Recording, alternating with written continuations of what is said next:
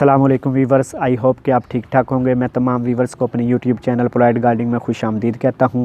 आज की जो वीडियो है वो है लहसन की ग्रोथ और केयर के बारे में। लहसन को इंग्लिश में गार्लिक कहते हैं। इसको आप 15 सितंबर से लेकर नवंबर तक किसी भी महीने में लगा सकते हैं। बहुत ही ईजी टू ग्रो पौधा है, लेकिन हम लहसन लगा तो लेते हैं, लेकिन असल मसला आता है इसकी केयर का। अगर इसके पौधे की मुनासिब तरीके से केयर ना की जाए तो ना सिर्फ इसकी ग्रोथ रुक जाती है, बल्कि जो लहसन बनता है वो भी छोटे साइज़ का बनता है और इसकी हार्वेस्टिंग भी अच्छी नहीं होती। लेकिन अगर मुनासिब तरीके से इसकी केयर कर ली जाए तो ना सिर्फ इसके पौधे की ग्रोथ जो है वो बेहतर हो जाती है, बल्कि जो लहसन भी बनता है वो भी बड़े साइज़ का बनता है और आखिर में उसकी हार्वेस्टिंग भी अच्छी होती है। तो आज की जो वीडियो है वो इसी की ग्रोथ और केयर के बारे में है। तो आइए चलते हैं, स्टार्ट करते हैं। लेकिन स्टार्ट करने से पहले अगर अभी तक आपने मेरा चैनल सब्सक्राइब नहीं किया तो प्लीज़ सब्सक्राइब कीजिए, बेल आइकन पे प्रेस कीजिए ताकि मेरी आने वाली वीडियो की अपडेट आपको मिलती रहे। तो आइए चलते हैं, स्टार्ट करते हैं। वीवर लहसन की बेहतर ग्रोथ के लिए सबसे पहले जो है वो मिट्टी तैयार की जाती है। तो मिट्टी तैयार करते वक्त सबसे पहले जो है इसको 10 से 12 इंच जो है वो नीचे की तरफ नरम किया जाता है, क्योंकि यही वो हिस्सा होता है जिसके अंदर लहसन ने जो है वो फलना फूलना होता है और लहसन ने बनना होता है। इसलिए इस 10 से 12 इंच जो है वो हिस्से का नरम होना बहुत ज़रूरी है। जब मिट्टी जो है वो नरम हो जाए फिर इसके अंदर 10 से 15% तक जो है वो गोबर की खाद मिक्स कर देनी चाहिए, क्योंकि गोबर की खाद जो है वो लहसन की ग्रोथ के लिए बहुत ज़रूरी है। वीवर लहसन लगाने से पहले आप भी जो है अपनी मिट्टी चेक कर लें। अगर वो नरम और भुरभुरी किस्म की है तो फिर उसके अंदर 10 से 15% तक जो है वो सिर्फ गोबर की खाद मिक्स करें, रेत मिक्स ना करें। अगर आपकी मिट्टी जो है वो सख्त या पथरीली किस्म की है तो फिर उसमें 10 से 15% तक गोबर की खाद मिक्स करें और उसके अलावा 15 से 20% तक जो है वो रेत शामिल करें, ताकि मिट्टी जो है वो नरम और भुरभुरी हो जाए।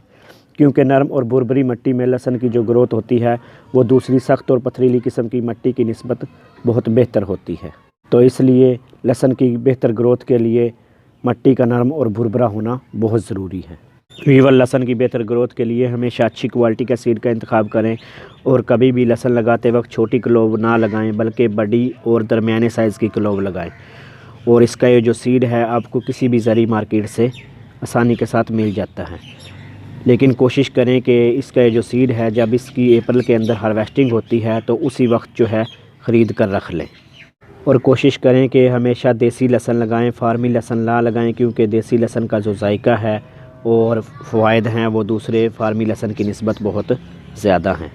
वीवर लहसन की बेहतर ग्रोथ के लिए हमेशा इसको लाइनों में लगाएं और एक लाइन से दूसरी लाइन के दरमियान जो फासला है वो कम से कम 8 इंच होना चाहिए। इससे ज़्यादा भी रख सकते हैं, लेकिन कोशिश करें कि इससे कम ना हो। और एक सीड से दूसरे सीड के दरमियान जो फासला है वो 3 से 4 इंच का होना चाहिए। इससे कम नहीं होना चाहिए, इससे ज़्यादा भी आप रख सकते हैं। लेकिन अगर आप 3 से 4 इंच से कम फासला रखेंगे तो पौधे करीब करीब होने की वजह से ना सिर्फ लहसन की ग्रोथ जो है वो रुक जाएगी, बल्कि जो लहसन भी बनेगा वो भी छोटे साइज़ का बनेगा। वीवर लहसन की बेहतर ग्रोथ और केयर के लिए सीड जर्मिनेट होने के 15 दिन के बाद जब ज़मीन में वत्तर आ जाए, यानी ना ज़मीन बहुत ज़्यादा गीली हो और ना ही खुश्क हो, बल्कि दरमियानी किस्म की हो, तो उस वक्त जो है लहसन की गोडी कर देनी चाहिए। क्योंकि अगर आप लहसन लगाते हैं और गोडी नहीं करते तो लहसन लगाने का कोई फ़ायदा नहीं है, क्योंकि लहसन की ग्रोथ का इन्हिसार जो है वो इसकी गोडी पर होता है और गोडी जो है वो लहसन के पौधे के लिए बहुत अहमियत की हामिल है। और लहसन की गोडी खुरपे से इस तरह करें कि इसके जो इर्द गिर्द की जगह है वो नरम हो जाए और जो कोई जड़ी बूटी है उसको जो है इसमें से निकाल दें। ऐसा करने से ना सिर्फ जो है वो पौधे की ग्रोथ जो है वो बेहतर हो जाएगी और ज़मीन नरम होने की वजह से पौधे की जो जड़ें हैं वो फैलने के लिए उनको जगह मिलेगी और वो बेहतर मिकदार में खुराक और पानी हासिल कर सकेंगी। और गोडी होने के 3 से 4 दिन के बाद इसको पानी देना चाहिए जब मिट्टी जो है वो खुश्क हो जाए, क्योंकि सर्दियों के अंदर नमी जो है वो ज़्यादा दिन बरकरार रहती है। तो इसलिए गोडी होने के दूसरे दिन जो है वो पानी नहीं देना चाहिए, बल्कि 3 से 4 दिन के बाद पानी देना चाहिए जब मिट्टी जो है वो खुश्क हो जाए। वीवर लहसन के जो पौधे होते हैं ये जिन्स एलियम से ताल्लुक़ रखते हैं और इनका जो फैमिली नेम है वो अमराली डाशिया है और ये साउथ एशिया का नेटिव पौधा है। चूँकि इसको सर्दियों में लगाया जाता है तो इस पे फ्रॉस्ट का कोई असर नहीं होता, बल्कि ये कोरे के दिनों में भी अपनी ग्रोथ जारी रखता है। वीवर लहसुन के जो पौधे होते हैं इन पे हशरात का हमला ना होने के बराबर होता है, लेकिन अगर कभी हशरात वगैरह हमला आवर हों तो इनके ऊपर नीम ऑयल का स्प्रे कर दें। 1 लीटर पानी के अंदर 100 ml नीम ऑयल डालकर तमाम पौधों पर इसका जो है वो स्प्रे कर दें। इस तरीके से जो भी हशरात वगैरह होंगे वो तलफ़ हो जाएंगे। लेकिन दूसरा तरीका ये है कि रोज़ाना की बुनियाद पर अपने पौधों को चेक करते रहें। अगर कहीं हशरात वगैरह नज़र आए तो उसको हाथ की मदद से अलग करके तलफ़ कर दें।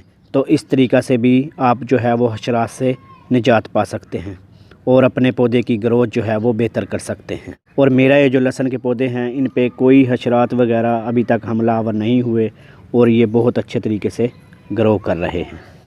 वीवर लहसुन की बेहतर ग्रोथ के लिए खाद जो है वो बहुत अहमियत की हामिल है।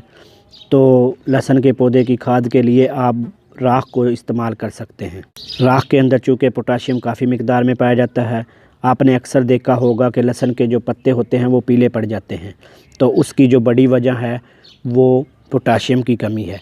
लेकिन अगर आप जो है वो राख इसको रोज़ाना की बुनियाद पर खाद के तौर पर देते हैं तो उससे आपके पौधे ना सिर्फ जो है वो पीला होने से बच जाते हैं बल्कि उनकी ग्रोथ भी जो है वो बेहतर हो जाती है। वीवर्स, ये देख रहे हैं आप कि मेरे जो लहसुन के पौधे हैं मैं इनको राख जो है जिसको हम इंग्लिश में वुड डैश भी कहते हैं खाद के तौर पर दे रहा हूँ, जिसकी वजह से मेरे ये जो पौधे हैं वो हरे भरे हैं और इनकी ग्रोथ जो है वो बेहतर तरीके से जारी है। वीवर लहसुन की बेहतर ग्रोथ के लिए लहसुन को लगाने के लिए ऐसी जगह का इंतखाब करें जहाँ पे इसको मैक्सिमम धूप मिले, क्योंकि धूप जो है वो किसी भी पौधे के लिए बेहद ज़रूरी है, क्योंकि धूप में ही जो है वो पौधे फलते फूलते हैं। अगर इसके पौधे को मुनासिब धूप ना मिले तो ना सिर्फ इसके पौधों का साइज़ जो है वो छोटा रह जाता है बल्कि इनकी ग्रोथ भी जो है वो रुक जाती है और जो लहसुन भी बनता है वो भी छोटे साइज़ का बनता है।